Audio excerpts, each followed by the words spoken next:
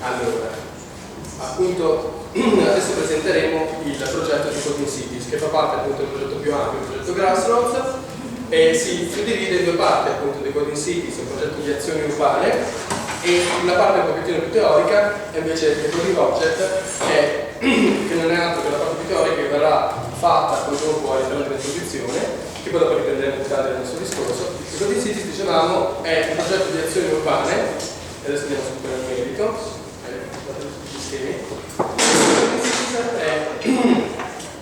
È un progetto di azioni urbane che nasce dalla generale esigenza di ritornare a essere generatori autonomi di territorialità, quindi di senso all'interno del territorio, soprattutto in quei territori estremamente marginali, come spazi residuali, monologhi, che non vivono una vera e propria socialità, ma diventano semplicemente luoghi di transito, di passaggio.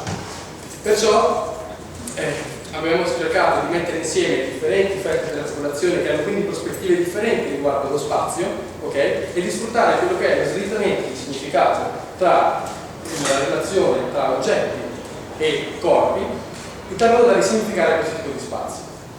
Come avviene questo? Allora, il progetto è suddiviso in tre parti.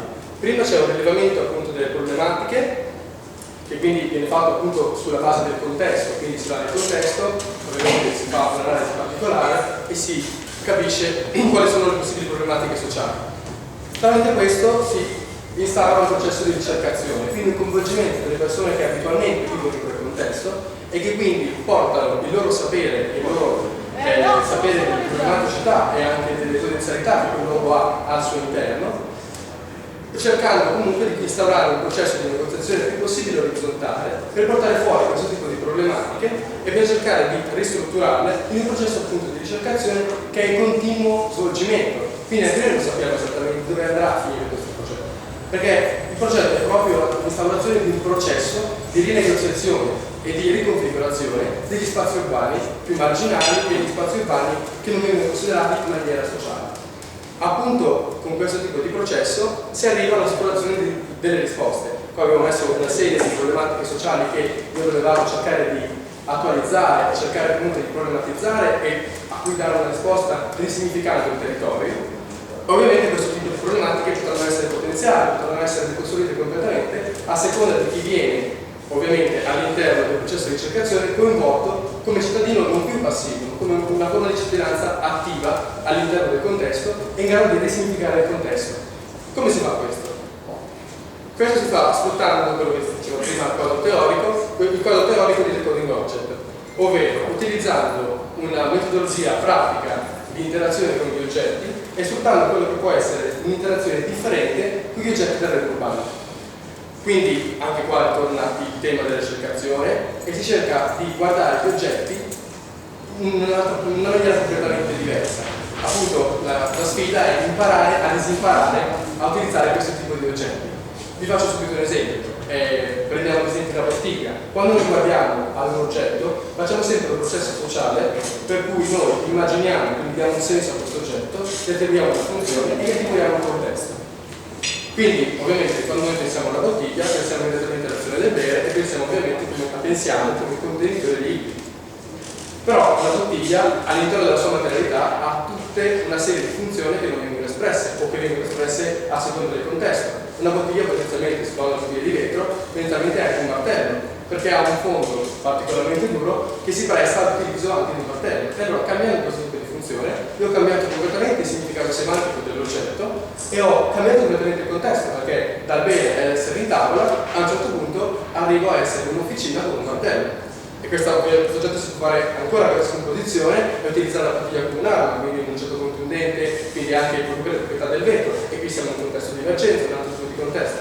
Un altro ancora può essere invece utilizzare la bottiglia come un supporto per utilizzare dei messaggi, ad esempio il filare all'interno dei messaggi per far galleggiare nell'acqua. E qui siamo in un altro tipo di contesto, potenzialmente in un'isola deserta, cose di questo tipo, e questa è la classica cosa che ci rimane in mente. Quindi in questa maniera abbiamo trasformato completamente l'oggetto applicandoci una funzione differente e quindi creando un contesto anche di significati assolutamente diversi e creando appunto uno spazio in un contesto differente. Ovviamente in questa interazione l'oggetto non è una parte passiva, perché l'oggetto ha insito nella sua materialità, nel fatto che lo si possa usare e lo si possa utilizzare, diverse possibilità. e questo tipo di possibilità vengono ristrutturate con il modo in cui noi ci poniamo sull'oggetto. Ad esempio, prendendo l'esempio della bottiglia, se noi utilizziamo la bottiglia come martello, a un certo punto cercheremo di rendere più pesante, rendere più stratificato il fondo per poter utilizzare un martello migliore. Oppure se lo utilizzeremo come arma, aumenteremo il corpo della bottiglia per poterla prendere al meglio. Oppure se lo utilizziamo come posto per dei messaggi, diminuiremo il collo, quindi lo renderemo inutilizzabile a livello di bere o a livello di un testo sulla tavola, ma lo utilizzeremo per metterci più messaggi possibili. E quindi anche l'oggetto e la forma dell'oggetto viene completamente ridefinita basandosi sulla funzione. Per fare questo processo ovviamente bisogna capire dove bisogna andare, e allora stavo dicendo che una delle parti fondamentali appunto del nostro progetto è il feedback, è il fatto di avere un coinvolgimento della popolazione che conosce molto bene il territorio e che deve essere protagonista e deve diventare autodeterminante nel generare contesti di territorialità, generare contesti semantici. Come si può fare? Questo tramite appunto la ricercazione, cercando comunque di avere una totale rappresentatività, coinvolgere le persone in un processo che non è mai finito, perché ovviamente le relazioni che ci sono all'interno del contesto sono in continuo mutamento. Anche il processo deve essere in continuo mutamento e deve continuamente significare il territorio e deve continuamente dare un diverso tipo di psicologia del territorio. Quello che dicevamo prima è riassumibile questa frase: l'oggetto modella l'immagine dello spazio e il corpo calibra l'oggetto. Perché come dicevamo prima, l'oggetto modella appunto l'immagine dello spazio perché è riassumibile in un contesto, l'oggetto è riassumibile in un contesto di singoli, quindi la bottiglia al tavolo, il martello all'officina, e il corpo, andando verso l'oggetto, lo rifunzionalizza perché lo utilizza in un'altra maniera, quindi l'oggetto perde il suo significato originale e ne acquista un altro. Però non sono mai significati che sono inventati, sono significati che sono già dentro davanti alla realtà dell'oggetto. Quindi anche l'oggetto è parte integrante del progetto ed è parte attiva integrante del progetto. E questo è un esempio storico, ad esempio, cosa è accaduto con la pietra? Dalla pietra sono venuti milioni di utensili. Ad esempio, questo tipo di sasso ha delle potenzialità materiche insite, per cui può diventare un martello, può diventare un'ascia, può diventare una pietra da costruzione e una punta di freccia di lancia. E in questa maniera vediamo come l'interazione con questo oggetto, che ha comunque tutte le potenzialità fin dall'inizio, cambia l'oggetto e piano piano lo configura come un'altra cosa. A un certo punto gli viene applicato un manico e cambia completamente l'oggetto, viene squadrato e diventa un mattone. Cambiando l'oggetto continuamente si cambia anche il rapporto che le persone hanno con questo tipo di oggetto. E allora abbiamo cercato di esplicitare questo rapporto in un'applicazione grafica e mettendo appunto il dualismo oggetto-funzione, quindi noi dal dato oggetto, ad esempio la bottiglia, abbiamo una funzione, il bere. E cosa fa Decoder Cities? Decoder Cities praticamente utilizza un'interazione differente a quella a cui noi siamo abituati, quindi il tema di learn to unlearn, quindi rimparare da capo esattamente come fa un bambino, esattamente come rimparare quando eravamo più piccoli, e inserisce questo tipo di interazione differente che cambia completamente l'oggetto, cambiando appunto la funzione dell'oggetto e facendo diventare qualcos'altro. E questo si può applicare all'interno della costruzione urbana. Facendo diventare qualcos'altro gli oggetti, si cambiano gli spazi, si cambia l'interazione tra le persone, si cambia l'interazione tra le persone, i corpi e gli oggetti all'interno del contesto, in questo caso parliamo di contesti appunto marginali di non luogo. E questo ovviamente questo processo può essere fatto continuamente a seconda delle relazioni aperte nel contesto, ovviamente stando comunque alle relazioni possibili a livello materiale con quell'oggetto. Ci abbiamo provato anche noi e abbiamo cercato di trovare più funzioni possibili con una sedia e siamo arrivati a circa 50, ma secondo me ce ne sono molte di più e è incredibile cosa si possa fare comunque cambiando completamente il contesto, partendo da un singolo oggetto estremamente diciamo di routine, dato per scontato. E quindi una sedia è diventata a un certo punto un palio, un trampolino, un sdraio, poi è diventata, abbiamo cercato anche di scalare una sedia, si può fare, c'è gente che lo fa, è difficilissimo, è una cosa difficilissima, però c'è chi lo fa.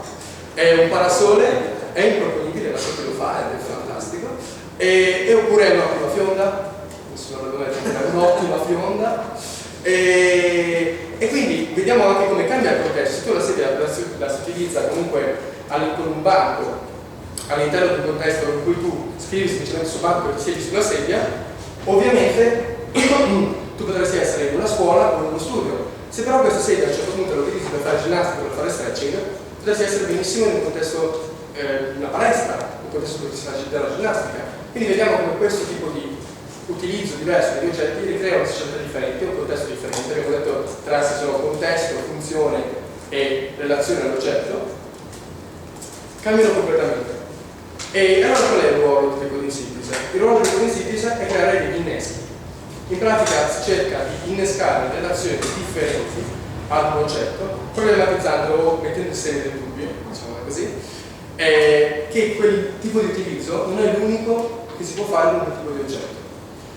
In questa maniera vogliamo fornire degli strumenti anche se assolutamente utili e malleabili, perché ovviamente il punto fondamentale è la ricercazione, il punto fondamentale è il coinvolgimento delle persone che vivono in quei contesti e che devono tornare a essere le figure decisive che devono decidere cosa fare in quei contesti. In questa maniera si può riuscire a ricreare il contesto basandosi sulle funzioni e a cambiarlo e a trasformarne il senso e la visibilità. Adesso posso con le questioni tecniche la parola. Allora, principalmente il progetto si articola in tre categorie principali, ci sono le ammissioni, soluzioni e i percorsi. Il tutto coordinato da una community online che vorrebbe interagire con noi appunto mediante quello che prima abbiamo chiamato inneschi per riuscire a rifunzionalizzare costantemente in molteplicità di reinterpretazioni e possibili interventi. La tematica dell'innesco diciamo c'è molto cara per una ragione in particolare, ovvero che vogliamo risultare essere il meno intrusivi possibili riguardo alle applicazioni che potrebbe avere il pubblico. Nel senso che quello che vogliamo fare noi è letteralmente dare il via all'idea di poter reinterpretare un oggetto in un'altra maniera, quindi non snaturarlo, ma sradicarlo da una matrice culturale che determina l'immagine che noi abbiamo di questo oggetto. Riguardo ai tre tipi di applicazioni abbiamo le affissioni che letteralmente rappresentano un innesco e che parte da una tecnologia di enunciati verbali. Quindi si tratta di reinformare questo oggetto che noi abbiamo davanti mediante la creazione di narrazioni principalmente o storie altre relative agli oggetti.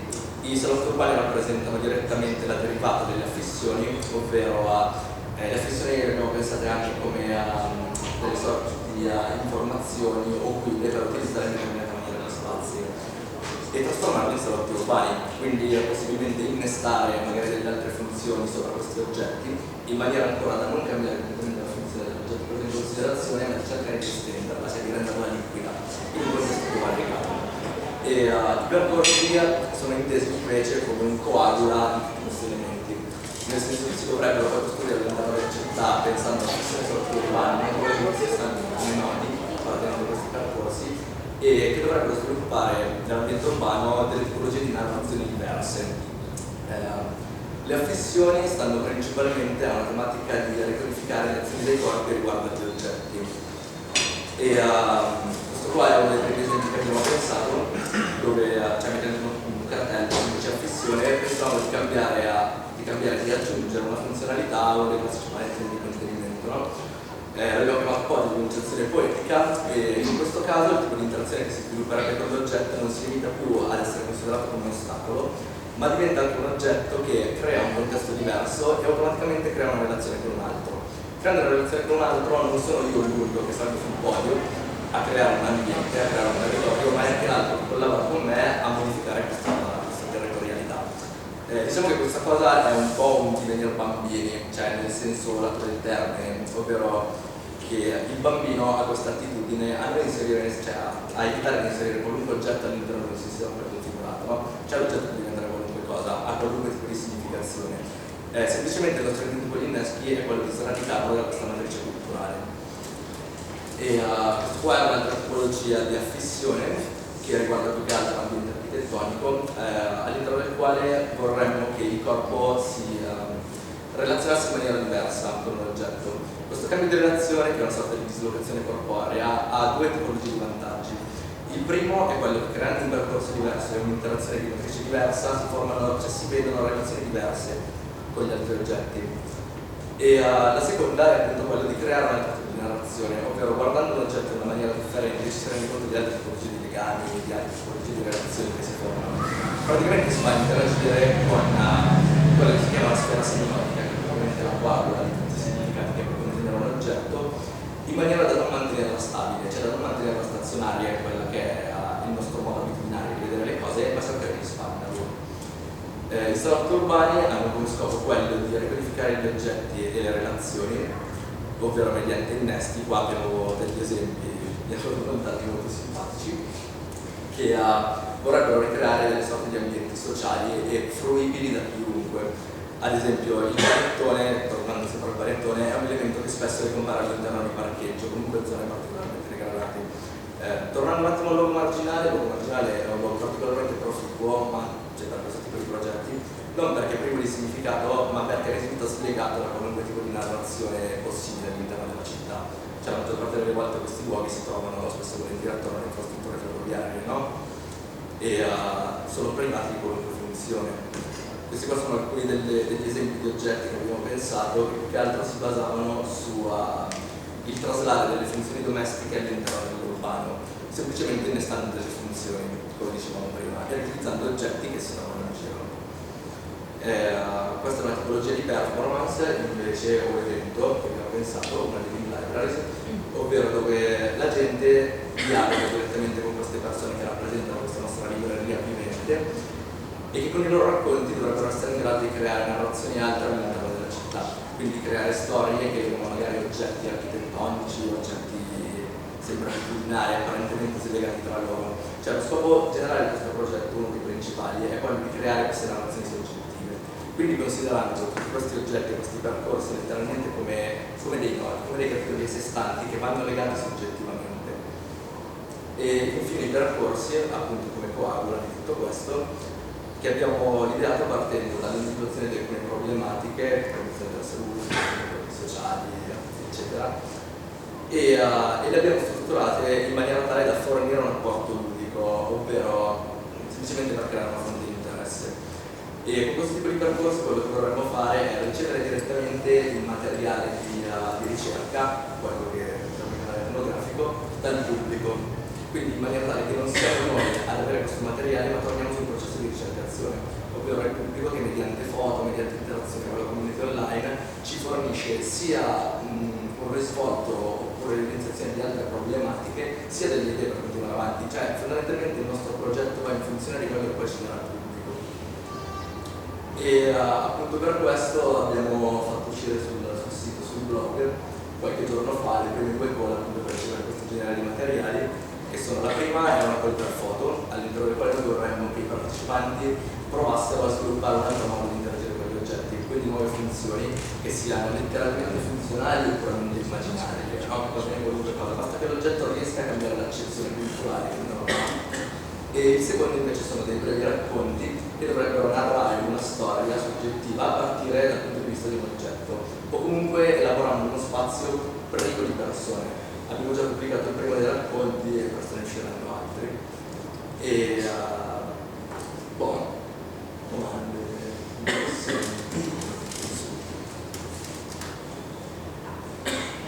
in casa no, imparare tantissimo e velocissimo. No, a me non è chiaro, cioè voi andate ad agire non su comunità definite che decide, cioè in generale c'è un progetto che si rivolge. La multiprospettiva è uno dei punti fondamentali appunto di questo progetto, perché ovviamente ci sono diversi modi di vedere la città. Mettere insieme questo tipo di diversi modi e anche creare una negoziazione tra questi diversi modi per cercare di capire dove si sta andando nella riconfigurazione del territorio è fondamentale. È parte appunto del processo di ridefinire un posto, riconoscendo tutte quelle realtà che in realtà in quel tipo di contesto magari non vengono in confronto. Quindi anche riportare questo tipo di prospettive all'unisono all'interno del singolo processo, il processo del fatto che siamo entrambi cittadini di questo territorio, torniamo a essere attivi a riconfigurarlo come vorremmo fosse configurato. Poi questa sostanza è di narrazione soggettiva, nel senso che ognuno ha un po' magari cose strutturale della identificazione con un oggetto considerato. Cioè che questo è una roba che dobbiamo spesso che sta riguardo all'identificazione e per noi risulta un problema, cioè in realtà è una proposta che noi riteniamo per un valore specifico, per esempio fatto in questa maniera riusciamo ad avere un corpus più eterogeneo di modo di agire. E poi costruiamo anche quella che è la complessità del territorio, perché comunque la complessità delle relazioni, perché le relazioni e il territorio si produce tramite l'interazione di queste prospettive differenti, non prendendo una sicuramente. Avendo un target si rinuncia completamente alla ricchezza, alla complessità del resto. Perché come quel giochino semiotico che abbiamo fatto l'altro giorno, no? Sì, no, vabbè, c'è questo giochino che mi ha fatto lui sempre fuori, in cui praticamente si parte la semiotica comunque. da un significato particolare di alcuni oggetti che erano funzione, oggetto e luogo, no? Sì. Fatti da varie persone e poi questi si rimescolano ed è un gioco che prosegue all'infinito, no? E questo starebbe a trasformare questo corpo eterogeneo in una produzione a sua volta eterogenea di altri significati. Per vedere che tipo di significati che segnalazioni si intersecano tra di loro e come rielaborare, che è un gioco di ricercazione. Che tra l'altro è una valesissima di architettura o di design, no? Nel momento in cui tu risolvi una problematica, tra virgolette, credo che questa problema ha senso di una maniera di 5. Che altra osservazione? Volevo chiedervi se vi siete in un certo senso ispirati agli esercizi che facevamo la piena. Per alcune cose sì, cioè riguardo il domestico nell'urbano Esatto. sì, no, perché per il nostro progetto è iperfunzionale una cosa del genere, no? E poi tante volte risulta quasi spontaneo comportarsi così quando sei all'aperto, se trovi il luogo giusto.